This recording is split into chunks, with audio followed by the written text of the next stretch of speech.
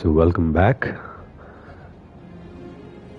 So this video is going to be a bit different. So as you can see, I've completed Marvel Spider-Man 1 and Marvel Spider-Man 2. I've 100%ed the entire game. But today we're not going to talk about Marvel Spider-Man 1 or Spider-Man 2. Gotta head to Dr. Connor's house. He's the only one who can get this suit back onto Harry. Okay, I think I'm just playing the... this is my new game plus. I'm actually... Well, okay, let me just reduce the audio a bit first. Global volume 2. Yeah, 2 should be fine. So, a little bit of a backstory. I love Insomniac interpretation of Spider-Man. I really do. I think the Peter Parker's design, the way they handle the story, at least in the first game, is really good. In the first game, it wasn't just a good Spider-Man story, it was also a good Peter Parker story. It was a game which entangled both their lives together. Like if something happened in one life, it influenced the life of the other, which I think was pretty genius.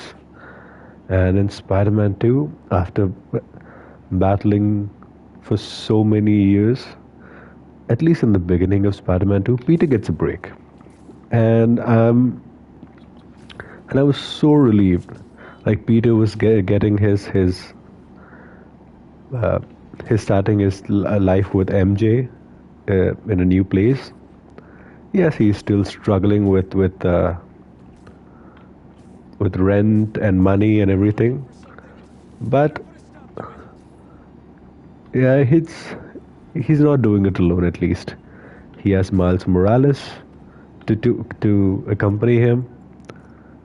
He has what do you call MJ to support him, and finally he gets his best friend Harry back, which for Peter Parker's tour, for which it's nice to know that Peter is getting some happy things in his life. And I kid you not, when Peter was going through some industrial area and Agent Venom, Harry comes in the form of Agent Venom. It's pretty amazing because you could see the happiness in Peter's eyes. Okay, you can feel the happiness when Peter sees Harry to support him. And even me, just as a player, I think Insomniac did a really good job of conveying that, you know what, this story might actually give Peter a break. This is not going to be a really tragic story, even though we kind of knew what was going to happen later, just as we did in Spider-Man 1. The fact that we get this moment of peace and happiness before the chaos returns is such a nice thing. Okay, enough I've said about Spider-Man 1 and Spider-Man 2. Let's talk about what I'm trying to say is they did a really good job for Spider-Man 1 and Spider-Man 2. They did a better job for Spider-Man 1. They did a decent enough job to Spider-Man 2 because I felt like they didn't have enough creative thing to... Okay, that's a completely different story based on Marvel and Sony's interference. Maybe, may not be, but I feel like Spider-Man 2, at least in wrapping up of the entire arcs and stories in the game, Spider-Man 1 did a better job than Spider-Man 2. Okay? So, what my fear for Spider-Man 3 is that two things. One is the one that goes for the management side of things, like Marvel being the influence, Sony influence.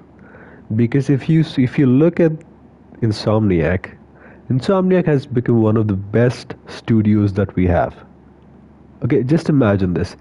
In this latest generation alone, they have released Ratchet and Clank, Spider-Man Remaster, Spider-Man 2, Spider-Man Miles Morales. That's four games. Maybe I'm missing one. I'm not sure, but I'm pretty sure that it's just four. Yes, Spider-Man 2 was released with sorry, Spider-Man Miles Morales was released with PlayStation alongside PlayStation 4 as well, but for me it was a PlayStation 5 launch title. And there were the very few people in I feel in the entire industry who's capable enough to just glide with any hardware. They literally just swing around as if they're Spider-Man with any hardware they're given.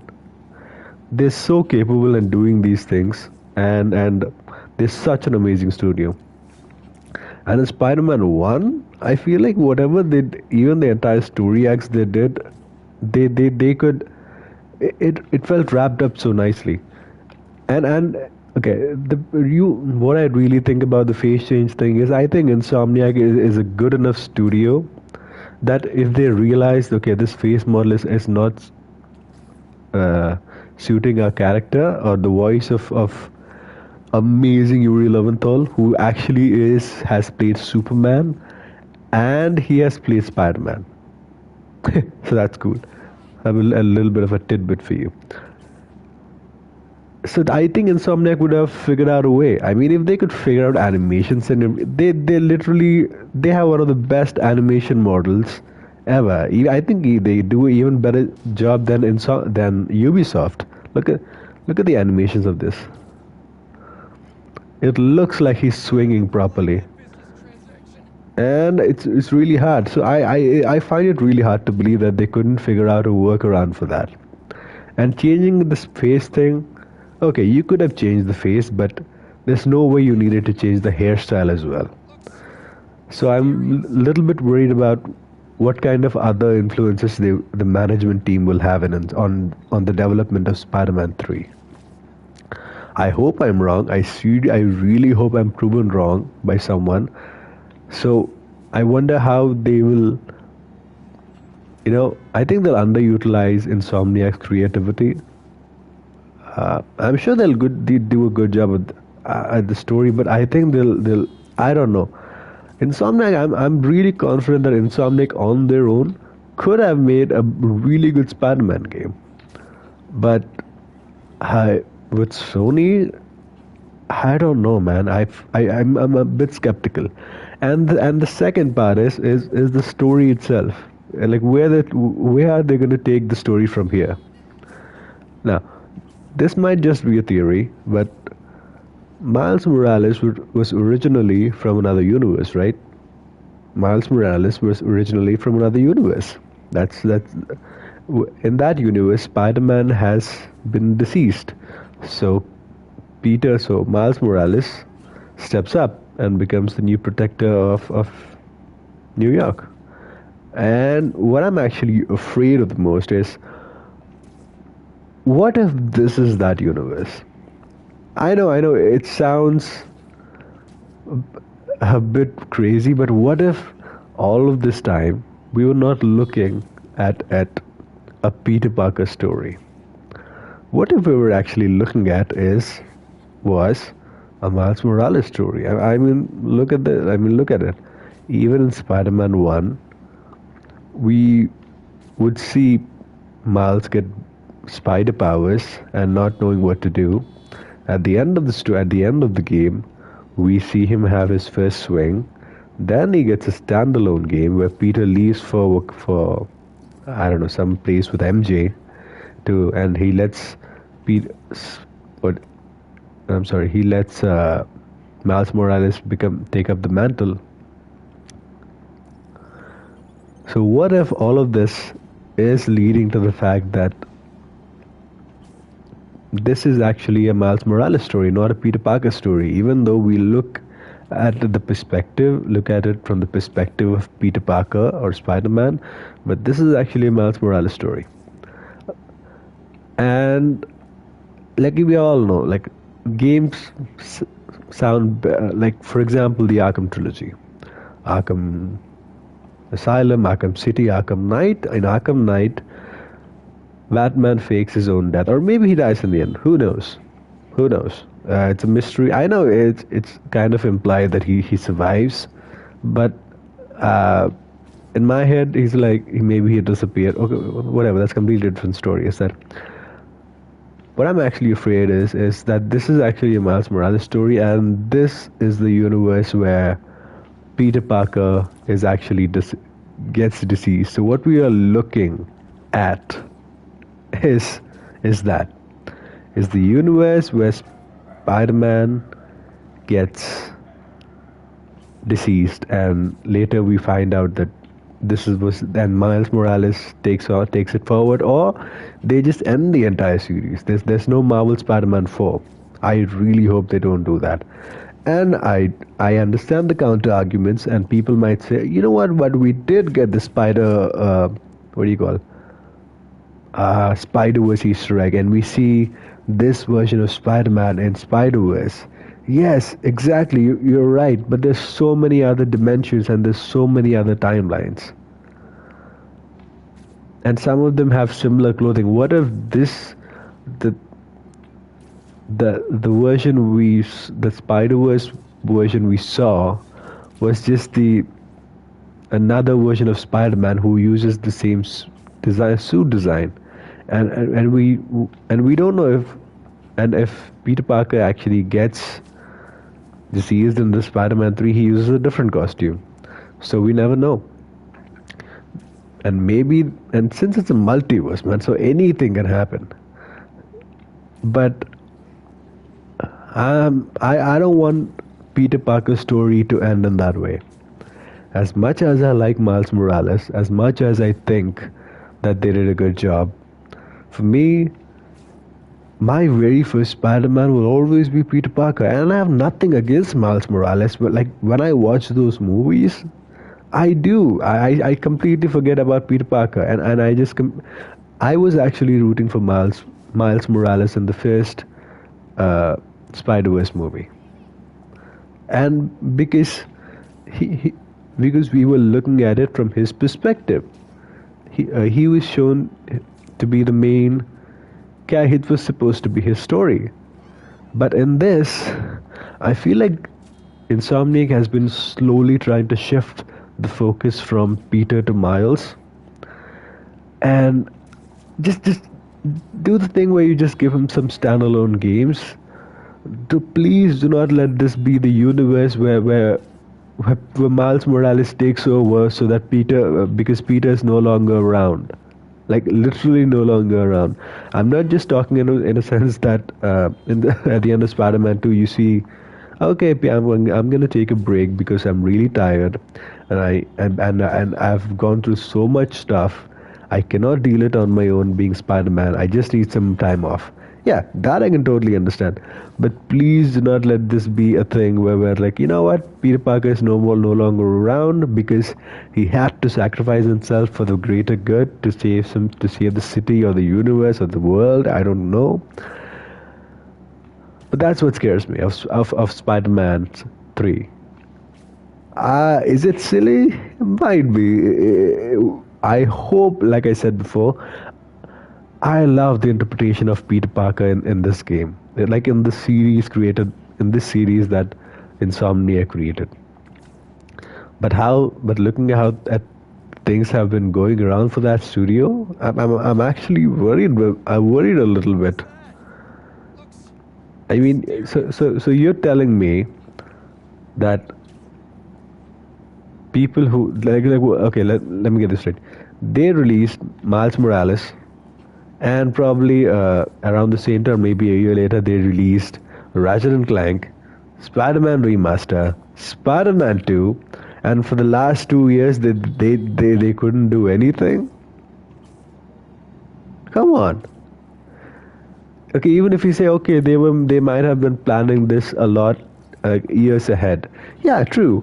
So what happened to the planning right now? I'm not saying that they should release game every 2 to 3 years. What I'm actually saying is I'm actually a bit worried about Insomniac Studios.